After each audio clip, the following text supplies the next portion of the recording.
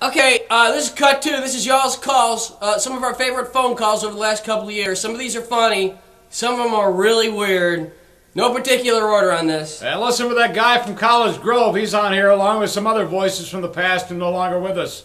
On Traffic with Traffic Jim, but I got a guy on the phone here who had me look up the word prodigy, exceptionally talented person, prodigy as in child prodigy, because he wants to use it on his license plate, a vanity plate to describe himself. Do you think that word prodigy pretty much sums you up? I think that's my one-word definition of me. Of you is prodigy. What is it that you are exceptionally talented at doing? Okay, I've been run over by a truck before, and I live to tell about it. Successful victim. Sounds like a good time. That's good enough for me. Yeah, I just had a few suggestions for your CD. You know the stuff when you had what Bumblebee, some of that stuff you had with him, the comedian Bumblebee. Killer Bee. Killer Bee, I'm sorry. Yeah, I don't even know him. Bumblebee, Killer Bee. Morning, KDF. Man, lady, you took Carl P. Mayfield. I'm going to take his wife.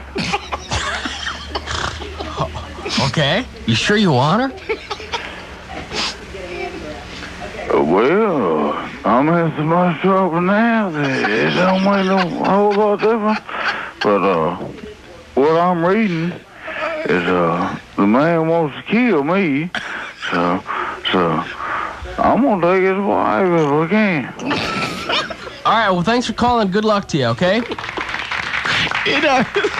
What do you say to a guy? Good luck to you.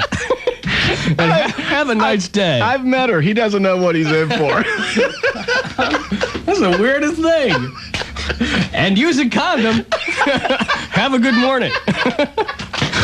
What the hell? Man, lady, you took Carl P. Mayfield. I'm gonna take his wife. So already, that sounds like it's my fault. You took Carl P. Mayfield. I'm going to take his wife. So I'm gonna take his wife if I can. All right. Well, thanks for calling. Good luck to you. Okay. So thanks for calling. Happy motoring, sir. This is a sometime listener just calling to say that I'm sick of your cruel and infantile humor regarding fanfare and country music listeners in general. To anybody who's listening to me right now driving in for fanfare, as unlikely as that is, I'd like to take this moment to again reassure you that we are just kidding. We make jokes about people coming in for fanfare and how stupid they are and what bad drivers they are. Mm-hmm. Oh, and by the way, also, while I've got you listening, your turn signal's probably on. Jeffrey Dahmer is not being ruled crazy, even though he's like a cross between Hannibal Lecter and David Soul. This man is getting no respect. I want to know what you think. 737-ROCK, 737-ROLL. Okay, what I want to say is what y'all are saying is right. He did kill people. But you got to stop and ask yourself something. Okay. Okay, the reason he killed him, first of all, he was a doctor for the Army or something like that for the government, wasn't he? No, he wasn't a doctor. He wasn't? No. Okay, well... He was a medic in the Army for a while or something. Okay, what I figured is he was doing something, trying to find a cure for something. And he killed too many people in the Army, so what they did, they covered up for him. And they gave him a certain amount of time before, you know, they would cover up for him until he found this cure for whatever he was looking for, but he never found it. Wait a second. Is this Oliver Stone? Come on, this is Oliver Stone, isn't it? Shannon McCullough, former up there in the top 3, anyway, of all-time porn stars, quit the business because of Carlos over here. She fell in love. Okay, we got a couple guys who want to ask some questions. And you guys promise you're going to keep it clean, right? Yeah. Okay, go ahead. What's your name? My name's Gerald. Okay, Gerald, go ahead. Hi, Miss McCullough. Hi, Gerald. How are you doing? Just fine. I'm a big fan. So are you going to come down and see me at the Odyssey Club? I'm going to try to. Oh, good. I hope so. Dan. Yeah. Well, we got about 10 guys standing around here at the shop waiting to figure out what we're going to do today, but we want to know if she will fake one for us live on the air. We want to see how good she is at the faking of it. Oh, no, come down to the club and I'll fake it for you there. No. We want to hear it live on Ian's show. All right, well... Go ahead. All right, we have just a few seconds here, so just go ahead and fake a quick one, okay?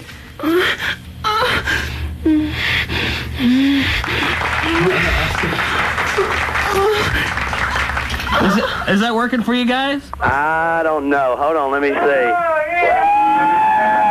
Obviously it worked. Let me just go ahead and tell the other guys in the shop that was her boyfriend Carlos doing it.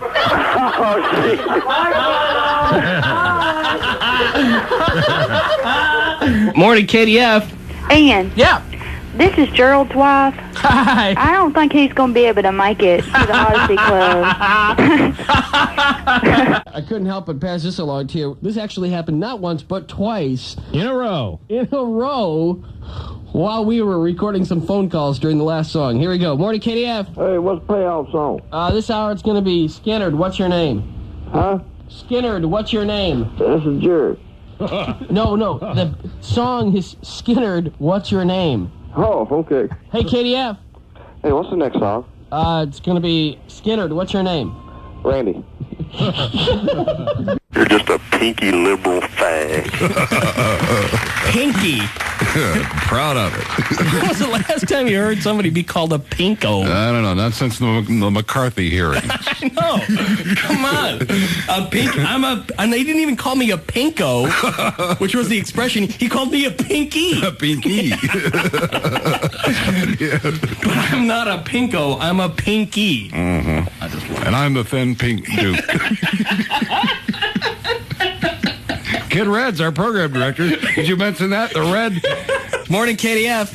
Yeah, I'm just calling to let you know that I am in total agreement with most of your views, and just to heck with those conservative Pinky that call you. You pinky! People call up every day. They give me one reason or another why I absolutely have to play a song for somebody. Mm-hmm. I've never heard a better excuse than the one I've got on the phone right now from Leslie about her husband, Ronnie. Go ahead and tell everybody what Ronnie did. What happened? Yes, I caught him in bed with my aunt. My aunt. How old is your aunt? 40. How old is Ronnie? 26. You just came home from, like, work or something? Well, no, it was about 3:45 in the morning, and he wasn't home yet. And so I thought, well, he's over there at her house. So I went over to her house, and they were dumb enough to leave the door unlocked. So I walked on back to the bedroom, and there they were, naked as ever, together in bed. Now it appears as though the aunt in question is on the phone with us right now. Is that true, ma'am? Yes, I'm here. You are... My name is Sharon. Okay, Aunt Sharon. Yes. Now, Leslie, I believe the woman's name is, said that she caught you in bed with her husband, Ronnie, of 9 months, just the other night. Is that true? Aunt Sharon? Hello? Yes. Did you just have something that you wanted to add on top of it? I just wanted to say, baby, if you had to live with her, you'd be at my house, too. Well... Hey, I'd like to comment on that sleeping with a slutty aunt. Now. Slutty sheriff. All right, cut it out, guys. Go ahead. Well, that's pretty mean. That's pretty low down, especially when the wife is wanting to try to work it out. Yeah, but, taking her word for it that she was trying to work it out, I mean, right. Yeah, you'd think that was pretty low. Yeah. Right. Okay, but there is another party involved in that. Yeah, that being Ronnie. Right. Oh, yeah, the snake. Oh, yeah. Sure, no doubt. Well, we'll just kind of get his phone number and give him a ring so he thinks about it. Nope, everything seems to be working fine. Hello. Ronnie, you dog. No, I know it. Ronnie, I'm snaking the grass. You are a snake. Ronnie, we're live on 103 Kitty. I know it. I've been listening. All right, now, your wife, I've been trying to call you, but the lines is busy. Your soon-to-be ex-wife calls up, says he catches you in bed with her aunt. Yeah, but we weren't doing anything. Oh, no, that's not what she said. That's not what your aunt said. Huh? She said you guys were, she caught her when you guys were, getting scrumpy. I was asleep, but dreaming, and she came in beating the shit, please now. Beating up on her and woke me up, and it scared me to death. You mean they were fighting? Yeah. Oh, no. I didn't know. She didn't mention she was throwing punches. Then she hit me in the head 3 or 4 times, and I broke. I mean, you think if anybody's safe, you're safe from not having your husband sleep with your kin. Oh, yeah. But this is the 90s, though. Yeah. 1890s. Now, see what it was. That one particular night, I was real drunk, and I didn't want to drive, and she didn't want me to drive, so And I sleep with no clothes on anyway. So what you're saying, what you're trying to tell me, Ronnie, is that you weren't actually getting naked that night? No, she should thank her because she's probably saved my life or some other people's, keep me from driving. Hold on a second. Let me see if I can sell this. Leslie, you should call Sharon and say thank you for saving the life of a Tennessee motorist because Ronnie opted to get naked and get in bed with his aunt than to go out driving. You should be grateful, Leslie, not calling up. Is that right? Yes. All right. Well, Ronnie, I guess the marriage is over. Would you like to take this opportunity to, maybe commit yourself a little bit more to Aunt Sharon? Yeah, please help me, Jesus Christ. Please help me, Lord. A conversion. We had a conversion on the air. Born again. All right. Got the phone. Morning, KDF. Hi. Good morning. Hey, Glenn. How you doing? I'm having the big large time. Well, glad to hear. We only got a second left, too, because I got to go, Glenn. But did you have something to confess about you and your aunt? My aunt? No, it's my ex-wife. Your ex-wife? Yeah, I came in and caught my best friend in bed with her. No, you didn't. Yeah, I did. Did you really? Yeah, I hit him on the head of the newspaper, and I said, no more kibbles and bits for you. In an effort to give the Jerkwater fans from Bama something more to cheer about besides that wannabe football team, they coined the phrase Heart of Dixie to make the state sound more appealing. But much like Greenland is anything but green, the Heart of Dixie is in actuality, well, it's the shithole of the South. Hey, Peel! With this explanation... Peel! Hey! Take your left hand and slap yourself in the face, okay? I thought I cut out a lot of the profanity. Oh, you thought you did? Well... I mean, we're not supposed to take care of everybody and their problems. Well... People of Florida know this is the hurricane season. And what are they supposed to do? Okay, when I lived in South Carolina, when the hurricane season was approaching, I saw to it that I had extra food and water and stuff like that. Now, wait a minute. I'm just curious, where did you put that extra food and water? In my cupboards. In your cupboards, which are now blown all over Florida. Good morning. How are you? Hey, it's that guy from College Grove. Hey, Good morning. We're all excited about this. Why? Well, we haven't talked to you in a while. Well, haven't you been lucky? Well, no, I mean, this is, to us, absence makes the heart grow fonder. So we're anxious to hear what's going on this weekend in College Grove. You really want to know? We dying to know. Okay, well, unfortunately, this weekend in College Grove is shot full of fear. Shot full of fear? Not unlike when you take a bite out of Missy Finger's Mystery Melon Balls at the annual wake for her husband, Midley. What happened? What's providing the fear? Well, legend has it that sometime late Saturday, an unseen force will snatch an entire hour from the grasp of College Grovians. Old-timers here say this has happened every April since at least the mid-1980s. And despite their vigil to stay awake and watch each street as best they can without enough volunteers and problems with poor vision, each year that darned hour just disappears. These same old-timers do report, though, that they have found that if they spend each Saturday night thereafter either watching TV, sleeping, or crying, the hour generally returns sometime in the fall, though one woman says in 1987 it didn't happen, and she's still plenty ticked. Of course, regular patrons of Casper's Seacoast Inn will be shooed out at about midnight or whenever this week's bourbon lick-off ends. Oh, God. Because Casper's great-great-grandmother was a Cheyenne Indian who believed that the moon could steal time and that her own elbows were watching her. Well, this has made lots of people angry and fearful, but those animosities will turn to smiles when folks hear that on Sunday at Casper Seacoast Inn, every patron who purchases a membership in his Bottle a Day Club will get an extra hour of sunlight free all summer long. Oh, well,